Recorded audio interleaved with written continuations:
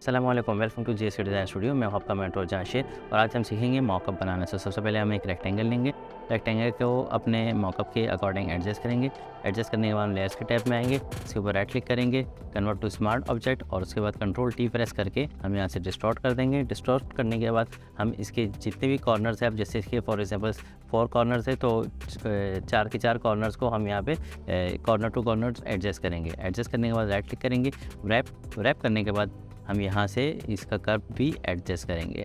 यहाँ बॉटम से भी किया, उसके बाद हम टॉप पे से भी इसका जो कर्व है उससे एडजस्ट करेंगे। एडजस्ट करने के बाद हम इंटर प्रेस करेंगे, उसके बाद लेयर्स ओपन करेंगे, डबल क्लिक करेंगे इस आइकन पे, स्मार्ट ऑब्जेक्ट हमारे पास ओपन हो जाएगा। उसके बाद आपकी जो भी इमेज होगी उस इमेज को आप ट्रैक करके यहाँ अपने सॉफ्टवेयर में ले आएंगे और उसका साइज़ जो है यहाँ हम एडजस्ट कर लेंगे।